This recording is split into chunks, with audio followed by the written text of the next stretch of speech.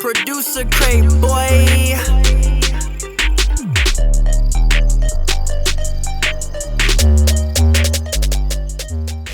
Welcome to the very first episode of the Producercrate podcast. Today we're going to be interviewing Dawizvrd. Dawizvrd is an up-and-coming sound designer based out of South Korea who spent the last couple years building up his name and his catalog. Most recently, he worked on Distra and Distra 2 with Prod DB, which has gotten huge recognition across the underground and mainstream producer community. Let's dive right in. All right. Cool. All right, man. Well, we'll get right into it. So if you want to just tell me a little bit about your background with music and kind of like what got you into it, your journey. Okay. So to everyone out there, I am Dawizvrd, known as the sound designer. I'm a sound designer for DB, and basically I made I made the Distra kit. Me and DB made a Distra multi-kit. So, that's me. But because of the drum kit, that helped me to become big, and DB actually helped me to get out there at the same time. So yeah, that's me. That's awesome. What got you started in music, and like how long have you been making it for? Not gonna lie to you, I've been a fan of rap music since 2012. One of my friends bought me an Eminem the Marshall Mathers album with the CDs, and then I listened to couple of them, and then I did a lot of research about it. I researched about Tupac and Dr. Dre, the Chronic album and stuff like that, and I tried to study what was the music is about and what's the production behind it at the same time. And then as further and further I've been listening to like new artists coming up. Like back in the days it was like Travis Scott dropping that All Pharaoh mixtape. So for all these years I've been studying, and then I did serious at music. I really wanted to pursue producing, like back in 2015 when Metro like dropped the album What a Time to Be Alive, and he dropped the Razor video. I did not know how easy that was, but financial problem. I couldn't get myself a laptop and stuff. Right. And then after that after I listened to Travis Scott's albums, Travis Scott, Future are my favorite artists. And so I bought my mom got me a new iPhone that time, and so I started recording on GarageBand and stuff. Like I wanted to become an artist like Travis Scott, but I can't because my voice sucks. I feel that. I tried to be an artist when I first started making music too. It's hard, it's difficult, I swear to God. But I just kept making beats on my iPhone. And that was a time I was also going to the military service at the time, like because Koreans we are required to go to a Korean service, like a military service, because what if the North Koreans attack and we don't know how to shoot guns? It's an emergency, so it's required. So for 2 years I've been making beats on an iPhone, and then my ex-girlfriend bought me a MacBook Pro. She a goat. Shout out to your ex. Yeah. If it wasn't for her, bro, I swear to God, I couldn't make my beats. Damn, that's crazy. I'm using this MacBook to this day, and basically I had too much financial problems, but I still keep pushing myself to make more beats and make more beats and make more beats. And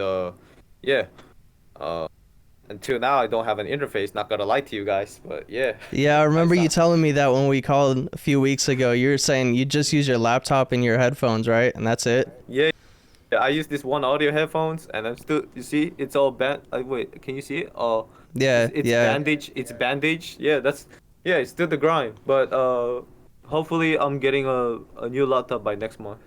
That's hard. Brand new headphones. Yeah. Yeah, that's awesome, man. Yeah, that was my music journey, like how I got into music. But yeah, I just kept making beats. my favorite producer was Metro Boomin, because of his mix, and then Dr. Dre. I always prefer mix engineers is because they're the most, I would say, like, when it comes to music, when I see engineers like mixed by Ali and those top tier mix engineers, I see them as like the godfathers. I would say that's what I see them Yeah, as, that makes because they sense. know, because they understand the sonics. They know what's doing with the compressor. They know what's going on with saturation, basically. So yeah, Yeah, they have to be a lot more technical with everything. So exactly. that kind of leads into sound design a little bit. Like, what got you started with sound design? Because I know that's like a huge part of your career now. Okay, so I was like, think so. I'm gonna be honest. The Distra multi kit, the first one. So DB and I had a deal. So so so let me like go back to the past that time. So I bought DB's personal kit, the personal drum kit that he owns. Like, so he has a personal 808s in there. He has a personal sounds in there. Mm-hmm. So I bought it. Maybe he kind of needed some cash at that time, so that's why he was selling it. So I bought it. It was a good drum kit. It was a good stack kit, and I researched about the sonics. I researched about the like, what is the leveling like? What is the what sounds does he like? I studied it. Why does everybody love DB, basically? And so I figured it was the that 808. Yeah. Everybody wants that 808. Yeah. So after that, I made a different version of that 808, the Tron 8. We call it Tron 808s. So I sent a couple of 808s to him. I sent one of my drum kits too, and he loved it. He kept using it. And then after that, what happened? He kept using it on the Instagram lives, and I really appreciate how he was showing love. And that time, I was going on Instagram live like every day at the same time, and he hopped onto my live, and said, "I want to make a drum kit with you." And I was like, "Yeah, yeah." And then I DM'd him. So, what kind of drum kit are we gonna make? Like, what are we gonna make and stuff? So he said he made a deal. Basically, we're gonna make a drum kit, but I want you to design it. However, you're gonna use my platform. Make sure they're 100% original. And that time, I was a beginner level of a sound designer, and so like, I have like no idea how to do it, but I tried my best to flip as possible. But the original sounds of the distro are gone because my hard drive flipped over me. Oh, damn. Yeah. That's So crazy. like so like after that, I have to make like again from scratch at the same time. So I use the FL Studio packs to make the hi-hats and some snares, and the 808s. I tried my best, like, tried to put it as DB's leveling at the same time. So you were using like the stock FL like hi-hats and all that to make the sounds that are in Distra now? Like the original Distra kit? Yeah, yeah, the first one though. Okay. Okay. That's Yeah. hard. So, and then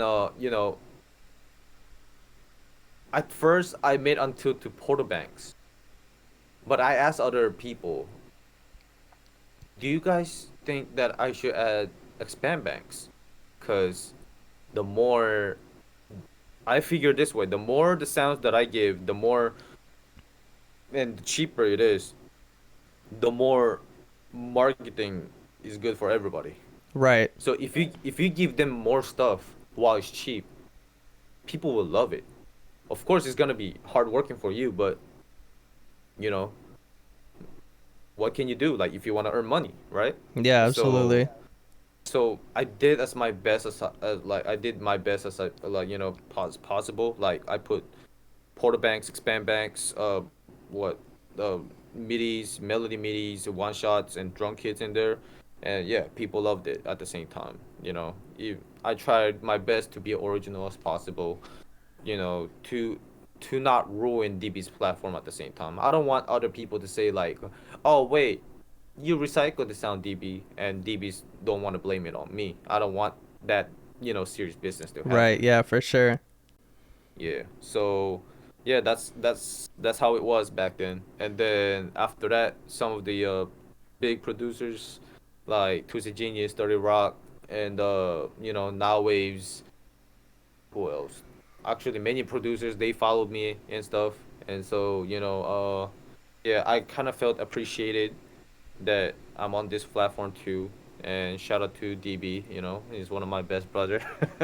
Yeah, we always sound design like together every day, and I ain't gonna lie, we still make sounds like every day. Like there's a lot of drum kits that we haven't released, but yeah, it's just That's awesome. I got that crazy unreleased.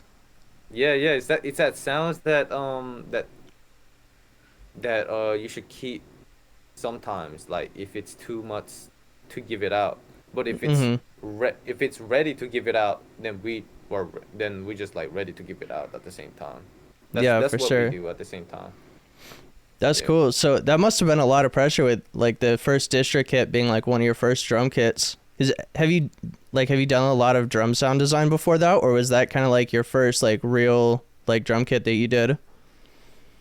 I think it was so when I was working on Distra kit, I was working on also my personal kit back then too.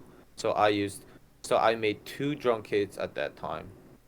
So yeah, it was my beginning phase of it, but it was actually kind of worth it for me at the same time.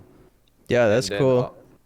also, what I like about sound designing is that whenever I hear songs, I keep questioning myself, why does it sound so good on my AirPod, but it sounds different on the other studio headphones? So like I'm trying to like get it as like that mix engineer level, like what does he do to it by looking at EQs or by looking at the waveform, what hi-hat he used, you know what I'm saying? So like to your favorite producers out there at the same time, so sometimes we really want to know that what's the secret behind it, because we are all learning. I'm actually learning, but people say like I'm the GOAT, but I'm not the GOAT. Like Yeah, you definitely are. You definitely are. I'm just a regular sound designer who wants to give out producers some brand new sounds, some like while it's cheap at the same time. That's all I wanted to do at the same time. I want in the next 4 years, my goal is I want people to remember my name, to use my drum kits, and they're still happy to use it at the same time. 100%. Yeah, one of the things that I love about your drums the most is that they feel like original and new, but like not weird and experimental. Like a lot of people come out with these different drum kits and stuff, and it's like the sounds are like you have to be in a really specific situation, but I feel like a lot of yours can really be used on mainstream sounds. So basically, what I usually do whenever I sound design, I make like, for example, I make 20 808s, right? But I did not use them in the beat yet. So right, what I usually do is I go back to those 20 808s, and then I go back to my old FOPs and replace them one by one. So this 808 has this problem, like it's too much high end, but there's not enough low end. You get what I'm saying? Yeah. That's how I roll with it. I always take down notes like this 808 has this problem, this 808 has this problem, this 808 is perfect, this 808 is perfectly leveled. That's usually how I do at the same time. If it's too experimental, then I would suggest that make a beat with scratch with it and try to do something different with it and try to make it like, oh yeah, that's your sauce basically. For sure. Yeah. That's cool. What are some of your favorite tools, I guess you could say, to sound design right now that not a lot of people know about? If you're cool with dropping some sauce. Okay. Tools, you say? Yeah, it could Like, be like a plugin, or it could be like some kind of trick, you know. effect VSTs or how like the making sounds, because like they're both different at the same time. Either way, just a little All right. sauce for some people who are trying to get into sound design. Okay. There's a lot, but you know what? I'm gonna go with number one is I'm gonna go with Serum, but I don't use Serum a lot. But I like their effects. Their effects is very nice. Their effect plugins is very nice. Number two is, I'm not gonna lie to you, it's not a VST, but it's the drum kit that this a drum machine that I use. It's there's this thing that I found on Reddit that has a bunch of drum machines in there. Like a bunch of drum machines, like Oh, old like the drum drum machines. machine samples, like from like the. Yeah, okay. Yeah. I use those sounds and I flip them That's some sauce. because yeah, that's what I usually do. Like, for example, the sub that has been exported from MPC 3000, they render that specific sub from the MPC, right? So they basically have the analog feel to it, right? So I added a kick and I put some effect plugin and I use the I love kilohertz I love kilohertz plugin. They're very nice, especially the distortion, the big crusher, the transient shaper. What transient shaper does to your sounds is that it it helps you to back your sound. It smacks your sound like that. Yeah, like the initial sound you get from it. Like the kick, it makes it slap harder. The snares, it makes it slap harder. That's what that's what transient shaper does. Just look it up. Kilohertz transient shaper. That plugin is a beautiful plugin. I love that plugin. I use that every day. And the last plugin that I would recommend also is the limiter. I love limiters because what saw clipper does to your, so let me explain about saw clippers at the same time. Shout out to K Addict on this one though, from Producer Grind. He's actually Brandon Knight is the one who taught me this, but he got it from K Addict. So sometimes I gotta credit. You know what I'm saying? Yeah, absolutely. What saw clipper does to your beats is it gives saturation before it peaks. So that's the reason why your 808, your kick sounds more thicker if you put it, because it gives saturation to it. Now, what limiter does is it makes your beats sound more like it prevents you from clipping it, but it will make you sound more cleaner. Like, you know what I'm saying? Make you sound more cleaner. So I love to use limiter is because it has like the perfect level, and I could just normalize it, and then boom, there we go. Like perfect leveled 808s right there. Perfect leveled drum sounds. That's what I like to use. I always render it out with the limiter. Always. With the limiter. Always. That's all I always do. Limiter, normalize, save. Do you do that with your beats too, or do you still use soft clipper in your beats? I don't use Saw Clipper on my beats. I use Saw Clipper whenever I stream on Discord because I'm using MacBook. MacBook. If you don't have Saw Clipper on your master and if you just peek it, you will hear this annoying distorted sounds. So I have no choice but to use it. But when I render it out, I don't use it. I don't use Saw Clipper. It's because I don't want that thickness sounds on my beats. Like Right. I think it's too overrated for me. I want to sound more in a cleaner way. Like I want it to sound more clean while it's smacking at the same time. That's all I wanted to do. That's hard. Yeah, that's all. Like I use what I use on the master is I use EQ and I boost out mostly the high end. There's a reason why for that though. Is because the reason why I boost out the high end, it helps your 808 to the high end can help your 808 to slap harder, because let's say for example spins or your Zaytoven 808, it has a kick in it, right? inside it. Yeah, the 808 that has a kick in it. So the kick helps the bass slap harder. You know, the kick pushes the bass. So that's what high end does. It pushes the kick, pushes your bass basically. You know, the 808s at the same time. Right. Sorry, it's too much music language, isn't it? But That's all good. No. yeah, yeah. But yeah, that's usually what I do on my master. Okay. I just, boost out the high end and reduce the hi hat and the clap and the melody. That's all. Word. That makes sense. And if people are wanting to learn more about sound design, you actually offer a class for that, right? Or like you have of course. a course for that? Yeah. Do you want to talk about that a little bit? So basically, I'm not gonna lie to you guys. I'm not prepared yet. It's because I have to prepare like a video at the same time, so that you guys can learn the basic level and then intermediate and then the professional level at the same time. Basically, I'm just gonna teach everything that I know. I'm not gonna lie, like everything everything that I know, everything that I do. You guys can just do a subscription and then cancel the subscription. I don't give a fuck. But like, like Yeah. I'm just gonna like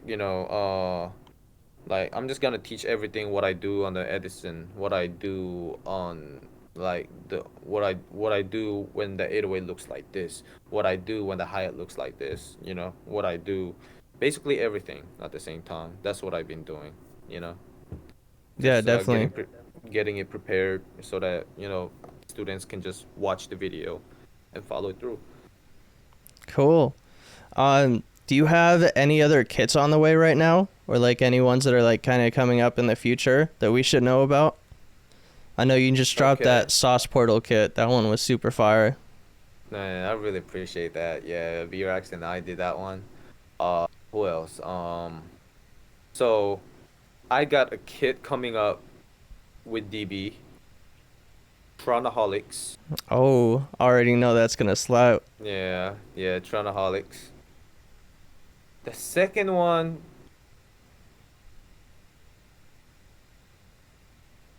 Second one with NATO 8.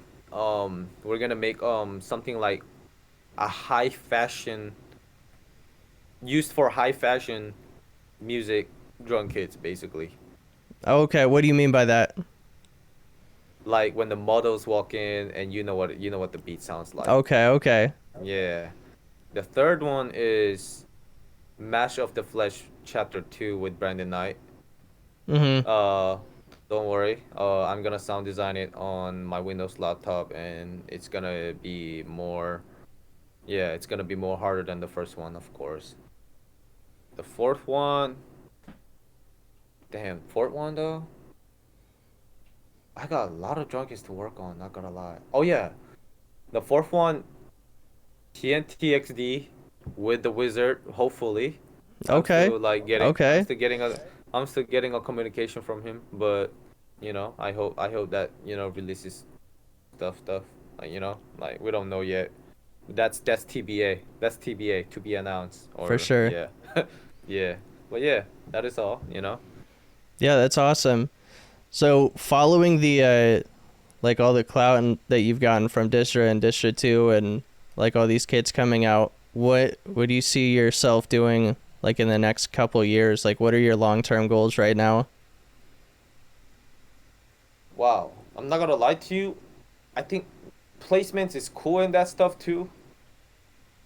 But like for me in the next few years too, I wanna consider myself like um I just wanna be with with DB all the time and just wanna make sounds with him. He and I are like we're like the music curiosity nerds. Like we always questions ourselves. How does he do that? How does he do that? Like, why does it sound like this? Why does it sound like that? If you look at the the the digital drum sounds versus the analog drum sounds, you will question a lot about analog drum sounds because of the waveform is so different. If you look at if you look at the profit waveforms, they look so mad weird, but it doesn't make sense. Like how do they sound like that? You Right. get what I'm saying? Yeah. Because they're analog. So like, maybe in the next couple of years at the same time I will still sound design and try to make more sounds to it at the same time. Word. Yeah, your synergy with DB is awesome. Like, you guys both have such crazy work ethics. I was watching parts of the stream yesterday, or the day before, where he streamed for like 13 hours on Twitch, and y'all made that beat just with a kick. That was crazy to watch. Oh my god. That was cool. That beat. Oh my god, bro. I really wanted to sleep at that day. Oh my god.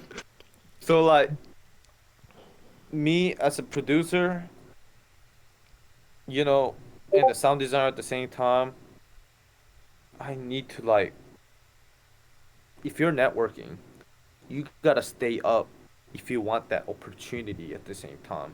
So I took it. I didn't give a fuck about schools and shit. Like, Yeah. I just took it. Like, cause that time I was fully awake. I was like half asleep, but half fully awake at the same time. I'm not gonna lie to you. I'm sorry, DB, but I a little bit fell asleep low key. But but he asked. Basically, I gave him a challenge that time. I told him, I want you to make. I told him like this. I want you to make a beat by using a hi hat. But he chose the kick because he found the kick that is weird. So I was like, okay, yeah, kick then. Go ahead, do you, Yeah. And then he asked me for help with the 808, how to make an 808, how to make a kick, how to make a kick to another kick. And I showed him some couple of tricks, what I've been doing at the same time. And then after that, wow, we made like a Travis Scott, Michael Jackson type beat or something.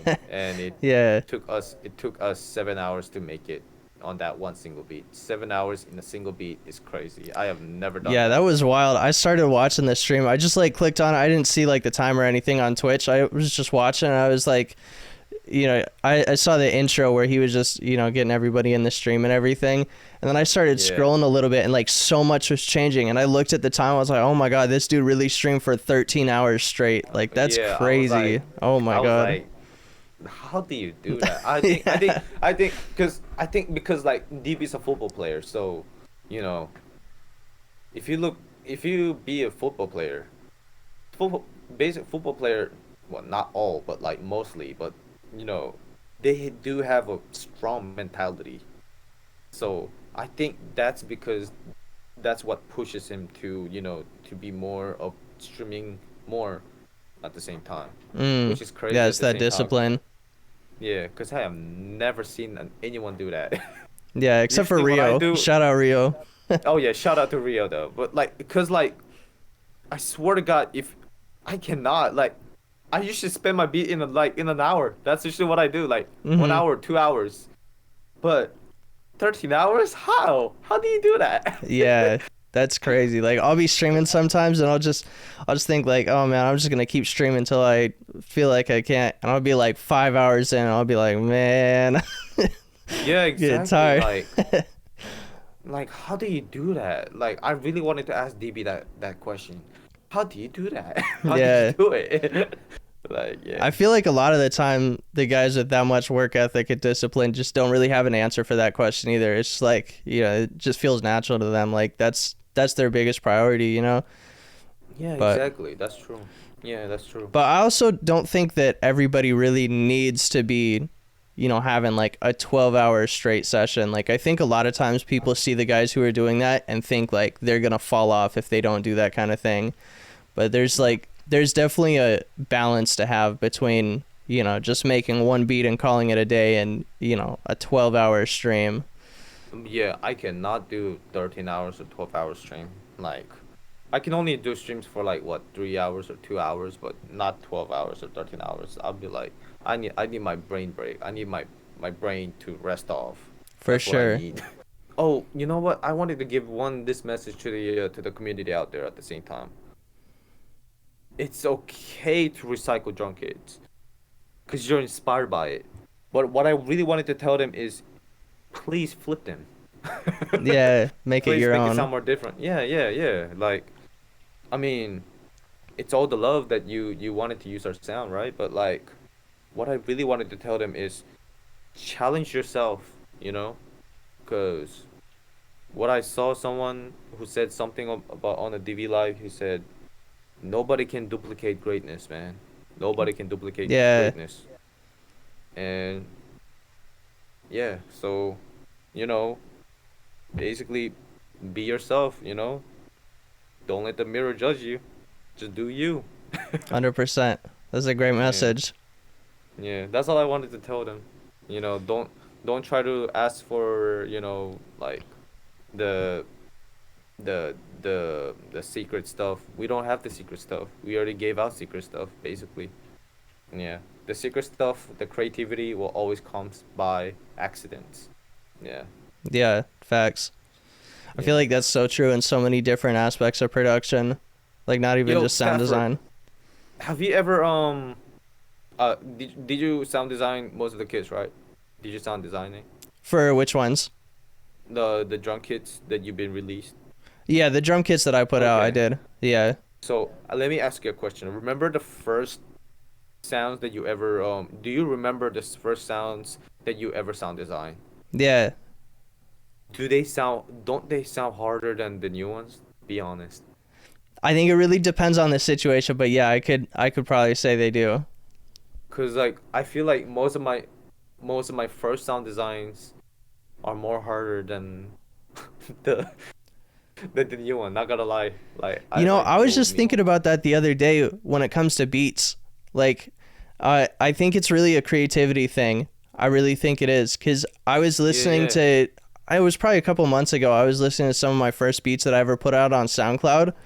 And it's Uh-huh. like, or like some of the first melody packs that I was making or whatever. And it's like, they're so out of bounds with like what's mainstream or whatever that it's really unique. Like obviously like there's a lot of, you know, mixing mistakes and things that could definitely be improved, but like on the creativity Exactly. level, I feel like if you look back at past work, like it always seems to shine more. I think partially because there's that nostalgic feeling to it, but I think a big part of it is, you know, that creativity that you had then that wasn't really being constricted by what you feel like you have to make today. Exactly. Exactly. Man, I used to remember making Distra kits, I swear.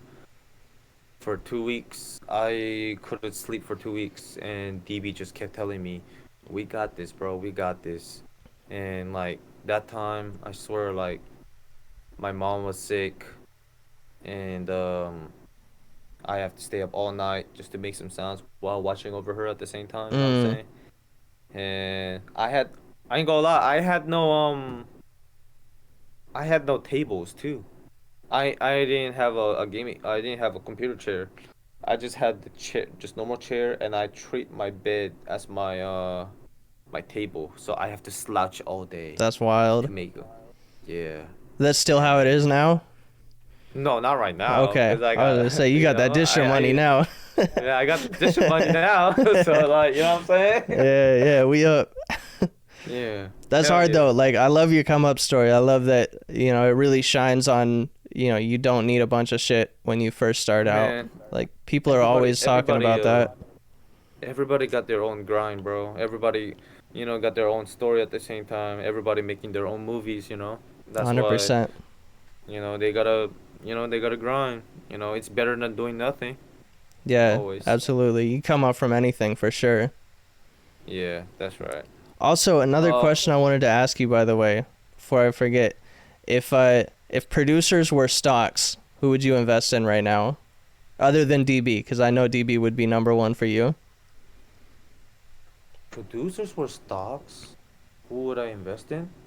Yeah, like who do you believe in right now that's like maybe people haven't really heard of, or like not people with like a ton of placements or anything either, like people who are kind of unknown right now. Oh my God, that is the hard question, bro. Cause I've been sticking with DB most of the time, but that is the difficult question that I ever received. Hold on. Who would I invest in? Hmm. Like, it's just a comic producers, right? Yeah, just people that you haven't really, or that like not a lot of people know, or aren't like super up already. That is the hard question. You know why? Because like I do not know most of these underground producers, not gonna lie to you. Like Mm-hmm.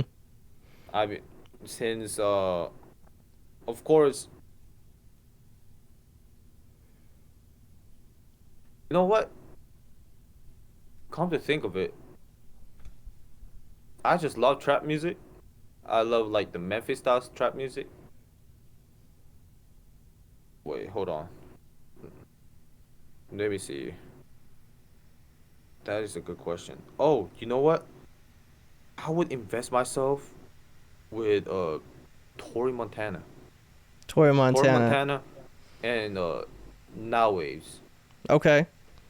Yeah, because Now Waves got a unique way of making melodies. Tory Montana is because he is Tory Montana. Okay, what do you Because he mean is by Tory that? Montana. I've heard of Nile, Like, but I haven't heard of Tory.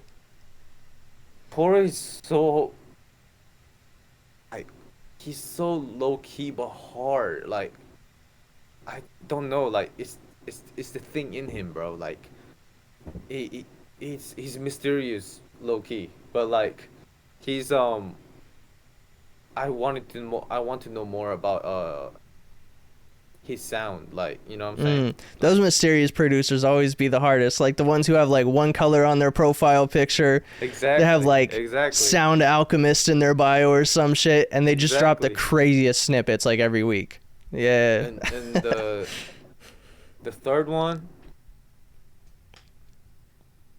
the third producer. I'm sorry, but this is like D-Dot, I would say D-Dot will, because D-Dot's sound designing method is a god level. I'm not gonna lie to you. This D-Dot will is a best sound designer right now, I would say.